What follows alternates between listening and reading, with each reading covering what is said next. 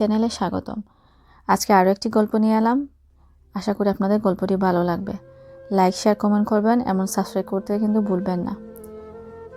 মা ছাড়া যে বাচ্চাদের জীবন কেমন হয় সেটা আমার চেয়ে আর কেউ হয়তো বুঝবেন না। যার উপর দিয়ে যায় সেই বুঝে। আমি যখন মাত্র হাঁটা চলাফেরা করা শিখেছি তখনই আমার মা দুনিয়া থেকে চলে গেলেন। কিছুদিন পর বাবা আরেকজন মহিলাকে বিয়ে করে বাসায় সৎমা নিয়ে আসলেন। সৎমা অনেক কষ্ট করে এবং অনেক অবহেলায় আমাকে লালন পালন করে বড় করে তুললেন। সৎমাকে আমি অনেক ভয় পেতাম।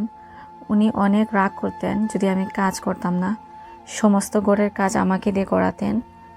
দেখে মনেই হতো না আমি যে বাচ্চা মানুষ। তো এইভাবে কাজ করতে করতে আমি অসুস্থ হয়ে পড়ি। ডাক্তারে আমাকে রেস্ট নিতে বলে। তখন আমি বেডে থেকে উঠতেই পারছিলাম না। সৎমা তখন অনেক আপসেট হয়ে গেলেন যে ঘরের কাজ কে করবে। 1 মাসের মতো হয়ে গেল আমি ঘরের কিছুই করতে পারছি না। মা ওয়েট করছেন কখন আমি সুস্থ হব এবং ঘরের কাজকর্ম করব। কোনো উপায় না দেখে যখন সৎমা দেখলেন যে আমি আর সুস্থ হচ্ছি না, তখন ওনা আমার বাবাকে গিয়ে বললেন যে ওকে ওর খালার বাসায় দিয়ে আসো, ওর ওয়েদার চেঞ্জের প্রয়োজন, এখানে থেকে থেকে হয়তো অসুস্থ হচ্ছে না, খালার কাছে গেলে হয়তো তাড়াতাড়ি সুস্থ হয়ে যাবে। আমার বাবা কিন্তু সৎমাকে অনেক ভয় পেতেন। সৎমা যা বলতেন উনি তাই করতেন। তো সৎমায়ের কথা মতো বাবা গিয়ে আমাকে খালার বাসায় দিয়ে আসলেন। আমার খালা থাকতেন অন্য সিটিতে। তো সেখানে আমাকে দিয়ে আসলেন। খালা আমাকে পেয়ে অনেক খুশি হলেন। খালা আমাকে অনেক আদর দিলেন। আমি তাড়াতাড়ি সুস্থ হয়ে গেলাম। আমার খালা চেয়েছিলেন আমি যেন পড়াশোনাটা কমপ্লিট করি, কিন্তু আমি সৎমায়ের কারণে পড়াশোনা করতে পারিনি। আমার কনফিডেন্স লেভেলটা অনেক লো ছিল। আমি যখনই কোনো অন্য মানুষকে দেখতাম আমি ওদের সাথে ভালো মতো কথা বলতে পারতাম না। যখনই পড়াশোনায় বসতাম আমার সৎমা এসে বলতো পরে পড়াশোনা করবে, আগে আমার এই কাজটা করে দাও। তো এরকম করতে করতে আমার পড়াশোনার উপর থেকে মন উঠে যায়। এমনকি আমার কোনো বান্ধবীও নেই। আমি ফ্যাশনেবলও ছিলাম না। কেমন করে সুন্দর করে ড্রেস পরতে হয় বা কেমন সাজুগুজু করে থাকতে হয় মেয়েদের, সেটাও আমার জানা ছিল না। তো খালা যখন আমাকে পড়াশোনার কথা বললেন আমি বললাম না, আমার ইচ্ছে হয় না। তো আমি খালার বাসায় থাকলাম আরও কিছুদিন। খালা আমাকে আদরই করতেন, কিন্তু এর মধ্যেও আমাকে দিয়ে কাজ করাতেন। শুধু ব্যবধান এইটুকুই, সৎমায়ের কাছে যখন কাজ করতাম সৎমা কাজ করার পরও আমাকে অনেক গালাগালি করতো, কোনো অ্যাপ্রিসিয়েট করতেন না।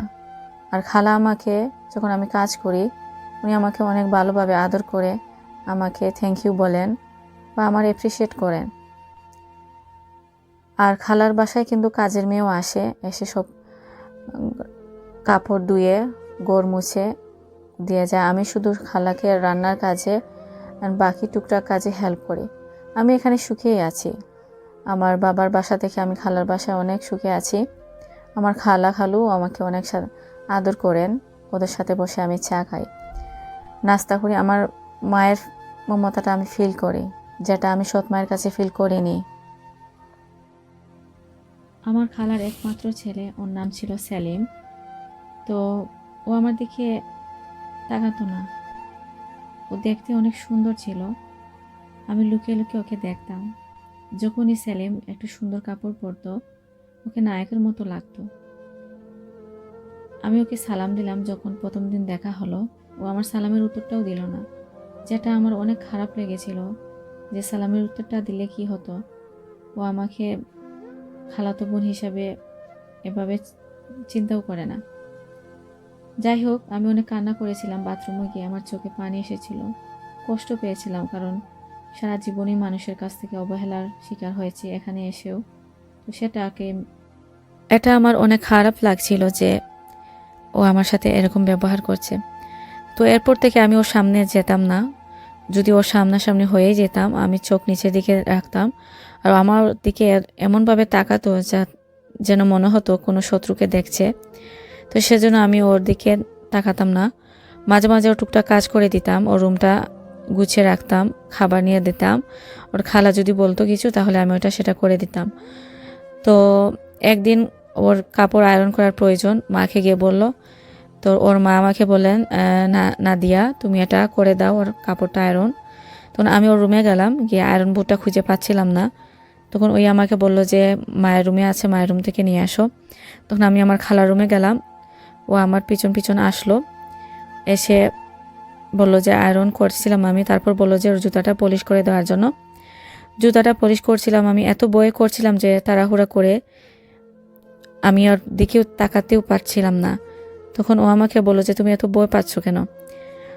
আমি বললাম যে না, এমনিতেই। তখন আমি পরেছিলাম একটা নীল রঙের ড্রেস, আমার খালু আমাকে এনে দিয়েছিলেন। এই প্রথম সেলিম ভাই আমাকে বলেন যে তোমাকে এই ড্রেসে অনেক সুন্দর লাগছে।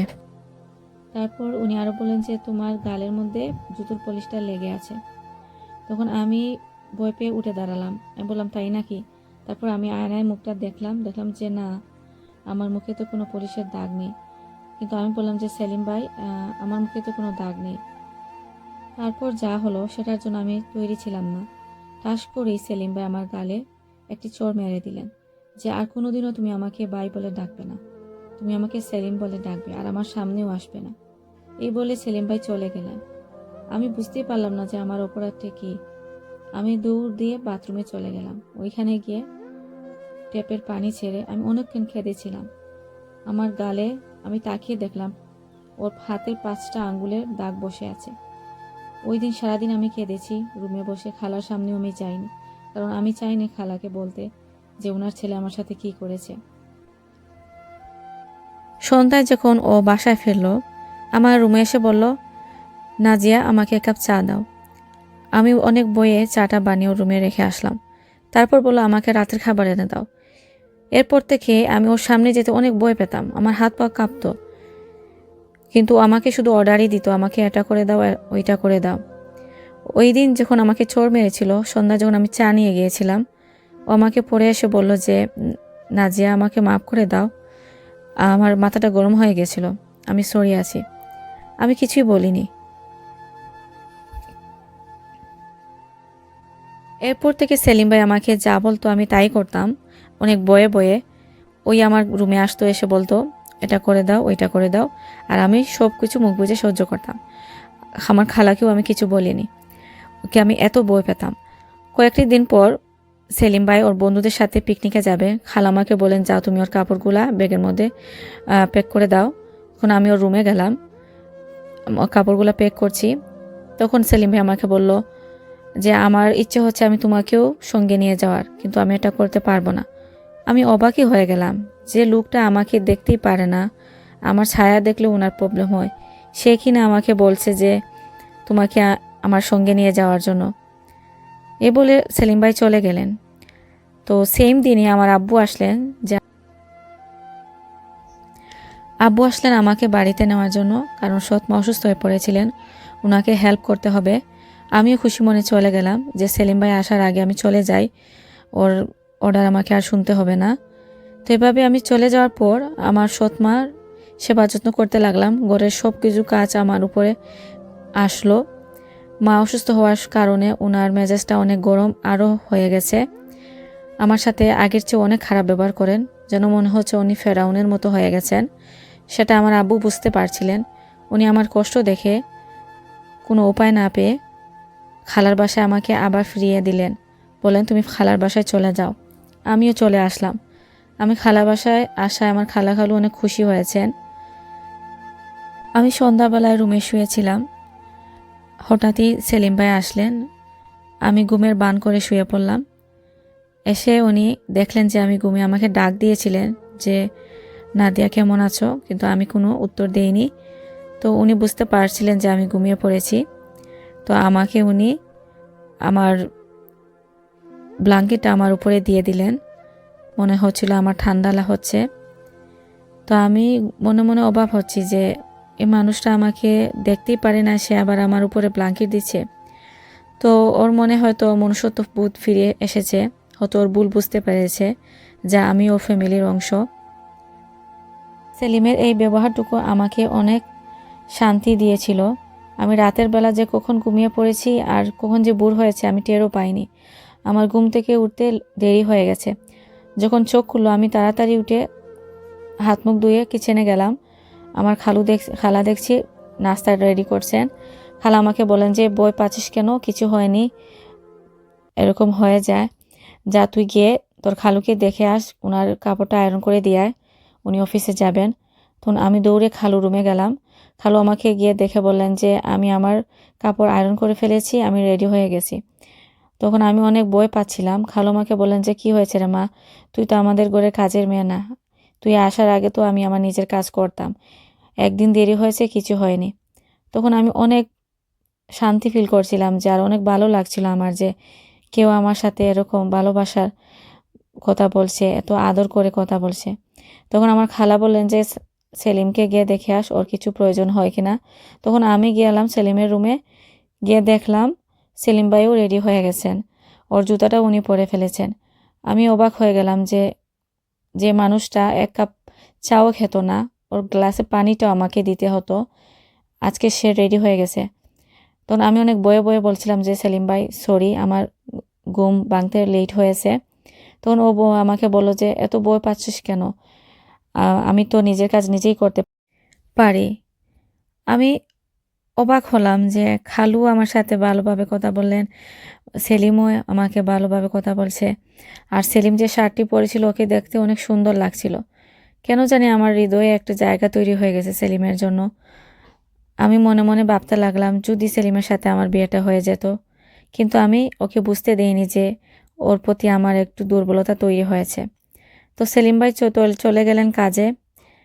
কয়েকদিন পর খালা আমাকে বলেন যে সেলিমের কাপড়গুলা ওয়াশিং মেশিনে দিয়ে আসো। তখন আমি গেলাম ওর রুমে, গিয়ে ওর কাপড়গুলা নিয়ে আসলাম ওয়াশিংয়ের জন্য দেওয়ার জন্য। যখন আমি প্যান্টের মধ্যে হাত দিলাম, ওর পকেটের মধ্যে থেকে একটি মেয়ের ছবি আসলো, সাথে একটি লেটারও ছিল। আমি ওই চিঠিটা খুলতেই দেখলাম মেয়েটি লিখেছে, তোমার বন্ধু আমাকে ওষুধ কিনে দিচ্ছে না, আমি এখন সমাজে কী মুখ দেখাবো, তুমি কি আমাকে বিয়ে করতে পারবে, আমার আর কোনো উপায় নেই। মেয়েটির সাথে কি সেলিমের সম্পর্ক, ও কি মেয়েটিকে বিয়ে করতে চায়, আর আমি তো বসে স্বপ্ন দেখছি সেলিমকে বিয়ে করার জন্য, এই ঘরের বউ হব। হয়তো আমি একটু বেশি চিন্তা করে ফেলেছি। এটা চিন্তা করে আমার চোখ দিয়ে পানি ঝরতে লাগলো। এরপর আমার মনে অনেক ভয় হচ্ছিল যে সেলিমকে আমি আর নিয়ে এরকম ভাববো না। আজকালকার ছেলে ভালোবাসা করে অন্যজনের সাথে আর বিয়ে আরেক মেয়ের সাথে, এরকম ছেলে ভালো হয় না। যতটুকু সম্ভব আমি ওর থেকে দূরে থাকব। তো কিছুক্ষণ পর খালা এসে জিজ্ঞেস করলেন যে ওর কাপড় কি তুমি ওয়াশিংয়ে দিয়েছো। আমি বললাম যে না খালা, এখনও দেইনি। এটা বলতেই সেলিম চলে আসলো। ওরও মনে হয়ে গেছে যে ওর কাপড়ের মধ্যে কিছু চিঠি একটা আছে। তো এসে ওর আম্মুকে বললো, জিজ্ঞেস করলো যে আম্মু আমার কাপড়ের মধ্যে কিছু একটা জিনিস ছিল আমার জরুরি। তখন খালা বললেন যে আমি তো জানি না। তখন ও বুঝতে পারলো যে জিনিসটা আমার কাছে এসেছে। তখন ও আমার রুমে আসলো। আমি অনেক বয়ে ওর দিকে তাকাচ্ছিলাম না। ও আমাকে বললো যে তুমি কি কাপড় ওয়াশিংয়ে নিয়েছিলে। আমি বললাম যে হ্যাঁ। বললো কিছু পেয়েছো। আমি বললাম হ্যাঁ। তখন আমি সাথে সাথে গিয়ে ওই লেটারটা সেলিমের হাতে ধরিয়ে দিলাম, আর আমি কিছু বলছি না। তখন ও আমাকে বললো তুমি কি খুলে লেটারটা পড়েছো। আমি বললাম যে হ্যাঁ। তখন আমি বললাম যে সেলিম ভাই তুমি ভালো কাজ করোনি, আপনি একটি একটি মেয়ের জীবন নষ্ট করেছো। তখন সেলিম ভাই বলল তুমি যা জানো না তা নিয়ে কথা বলো না, মেয়েটি ভালো না, যদি ভালো হতো তাহলে আমি ওকে বিয়ে করে ফেলতাম। এই বলে উনি চলে গেলেন। এই দিন থেকে সেলিম আমার সামনে আর আসতো না, আমি ওর সামনে যেতে ভয় পেতাম। সেলিম ভাই যেন কেমন চেঞ্জ হয়ে গিয়েছিলেন। আমি যখন ওর রুমে খাবার নিয়ে যেতাম তখন উনি রুম থেকে বের হয়ে যেতেন, যখন আমি খাবার রেখে আসতাম তখন তুমি রুমে যেতেন, উনি আর আমার সামনেও আসতেন না। তো এভাবে করে কয়েক সপ্তাহ চলে গেল। কয়েক সপ্তাহ পর আমার আব্বু আসলেন, এসে আমার খালাকে বললেন, আপা আমি তো মেয়েটার একটা বিয়ের প্রস্তাব এসেছে, আমি ওকে নিতে এসেছি, ওকে আমি বিয়ে দিতে চাই। আমার হার্টের রুগী আমি, কখন কি হয়ে যায় আমার, আমার কিছু হলে মেয়েটার কি হবে, তুমি তো জানো সৎমা ওর সাথে কি করে। তখন আমার খালা বলল যে আমি বুঝতে পারছি, কিন্তু আমার অনেক স্বপ্ন আমার বোনের মেয়েকে আমার ঘরে রাখবো, কিন্তু আমি কয়েকবার চেষ্টা করেছি আমার ছেলে সেলিমের সাথে কথা বলার জন্য, কিন্তু ও কোনো মতেও রাজি হচ্ছে না। তুমি আমাকে আরও কয়েকটা দিন দাও, দেখি আমি ওকে রাজি করাতে পারি কি না, এখন ওর বিয়েটা করো না। এই বলে আব্বু চলে গেলেন। আমি আরও কিছুদিন খালার বাসায় থাকার পর হঠাৎই খবর আসলো যে আব্বু অসুস্থ। তখন আমি বাড়িতে ফিরে গেলাম। বাড়িতে ফিরে যাওয়ার পর আমার আম্মু আমাকে অনেক বাজে বাজে কথা বলছেন যে তোকে খালার বাসা পাঠালাম, খালাতো ভাইকে তুই করতে পারলি না, পটাতে পারলি না, তোর প্রেমে ফেলতে পারলি না, মেয়েরা কত কিছু করে, চলে এসেছিস আমাদের উপরে, আমরা তোকে কি করে বিয়ে দেব, আমাদের কি টাকা আছে, তোর খালা তো পয়সাওয়ালা মানুষ, ওর ছেলেকে তুই পটাতে পারলি না, কেমন ধরনের মেয়ে তুই, তুই কোনো কিছুর যোগ্য না। আমার অনেক খারাপ লাগছিল, অনেক কান্না করেছিলাম যে আমাকে এত ছোট করে সৎ মা কী বলছেন। তো আমি ওনাদের কাজকর্ম করতে লাগলাম, সেই আগের মতো কাজের মেয়ে হয়ে গেলাম এখানে এসে। আমার আব্বু আরও অসুস্থ হয়ে গেলেন, এমন অসুস্থ হলেন যে উনি এই দুনিয়া থেকেই চলে গেলেন। অনেক কেঁদেছি আব্বু যেদিন চলে যান, যে আমার আম্মু উনি আব্বুও চলে গেলেন, এখন আমার কি হবে। তখন আমি 2 মাসের মতো হলো আমি নর্মালি হতে পারছি না, কিন্তু আমি 2 মাস ধরেই সৎ মায়ের সাথে কাজের মেয়ের মতো কাজ করে যাচ্ছি। আর ওনার তো মুখের ভাষা আরও খারাপ হয়েছে যে বাবা চলে গেছে আর একটা মেয়েকে আমার উপরে রেখে গেছে, এখন আমি এটাকে কি করব। তো আমার অনেক খারাপ লাগছিল যে আমার লাইফটা কি হবে। তো হঠাৎই একদিন আমার খালু আসলেন, এসে আমার সৎ মাকে বললেন যে আমরা নাদিয়াকে আমাদের ছেলের বউ করতে চাই। তখন আমার সৎ মা রাজি হয়ে গেলেন, যেমনই হোক উনি চেয়েছিলেন আমি ওর ঘর থেকে চলে যাই, তখন উনি রাজি হয়ে গেলেন যে আমার কোনো আপত্তি নেই। আমার খালু এবং সৎ মা মিলে বিয়ের দিনটা ঠিক করলেন। 1 সপ্তাহের পর বিয়ের দিনটা চলে আসলো। বিয়ের দিন অনেক কান্না করেছি আমি, বাবাকে অনেক মিস করেছিলাম, মায়ের কথাও মনে হচ্ছিল, যদি আজকে বাবা থাকতেন হয়তো আমাকে বিদায় করতে পারতেন। আমার বিয়ের কাপড়টা অনেক দামি ছিল, সোনা গয়নাও অনেক দিয়েছেন খালু, কিন্তু কোনো সেন্টারে প্রোগ্রাম করা হয়নি, কারণ সেলিম ভাইয়ের ইচ্ছা মতো বিয়েটা হতে হবে সিম্পলভাবে, তাই আমাদের বাসায় অ্যারেঞ্জ করা হলো সব কিছু। আমি আমার নিজেকে আয়নায় দেখলাম যে আমি এতদিন কোথায় ছিলাম, সব দামি সোনা গয়না পরে আমাকে অনেক সুন্দর লাগছে, এমনকি আমি সেলিম থেকে অনেক সুন্দর। তারপর খালু আমাকে নিয়ে চলে গেলেন বাসায়, যে কাজের মেয়ের মতো সেলিমের জুতা পলিশ করেছি, ওর সব কাজ করেছি। আজকে আমি সেই রুমে ঢুকছি ওর বউ হয়ে, ভাবতে একটু অবাকই লাগছে, নার্ভাসও ছিলাম। হঠাৎই আমার মনে হলো সেই সেলিমের মেয়েটি দেওয়া চিঠির কথা, হতেই আমার একটু কান্না আসতে লাগলো। এরই মধ্যে সেলিম এসে রুমে ঢুকলো, এসে আমার দিকে তাকিয়ে আমার হাতে একটি হীরার আংটি পরিয়ে দিল, দিয়ে আমাকে বলল, নাদিয়া আমি তোমাকে অনেক ভালোবাসি, আমি কোনোদিনও তোমাকে বলতে পারিনি। অনেক মেয়ে দেখেছি আমি জীবনে, আমার অনেক প্রেমও হয়েছে, কিন্তু তোমার মতো কোনো মেয়ে আমি পাইনি। তোমার ভিতরটা এত সুন্দর, এত পরিষ্কার, তুমি অনেক নরম দিলের মানুষ, তুমি একটা হীরার। তোমাকে অনেকেই তুচ্ছ করেছে, কিন্তু তুমি জানো না তুমি যে কী রকমের ভালো, তুমি আমার মনটা জয় করে ফেলেছো। আমি শুনে অবাকই হয়ে গেলাম, যে মানুষটা আমার সাথে এত খারাপ ব্যবহার করত, এত রাগ করে কথা বলতো, কিন্তু ভিতর ও আমাকে এত ভালোবাসতো সেটা প্রকাশ করেনি। আর এত ভালো একটা মানুষ লুকিয়েছিল ওর ভিতরে, সেটাও আমি দেখতে পেলাম। এরপর থেকেই সেলিম এমন আমার সংসারে অনেক শান্তি, আমরা দুজন অনেক সুখে ছিলাম। আল্লাহ পাক আমার সবর এবং আমার দুঃখের অবসান হয়েছে, আমি এখন থেকে অনেক সুখী। আমি আমার নিজেকে নিয়ে অনেক খুশি এবং অনেক হ্যাপি যে আমি সবর এবং ধৈর্যের মাধ্যমে আমি আমার ভালোবাসার মানুষকে ফিরে পেয়েছি, যাকে আমার পাওয়ার কোনো যোগ্যই ছিল না, সে আজকে আমার জীবনসঙ্গী, যাকে নিয়ে আমি অনেক সুখী। তো এখানে গল্পটি শেষ হচ্ছে। আশা করি এই স্টোরিটি আপনাদের অনেক ভালো লেগেছে। যদি ভালো লাগে আমার চ্যানেলটিকে ফলো করবেন, সাবস্ক্রাইব করে রাখবেন। দেখা হবে অন্য কোনো ভিডিও নিয়ে, ততক্ষণ সবাই ভালো থাকবেন। আল্লাহ হাফিজ।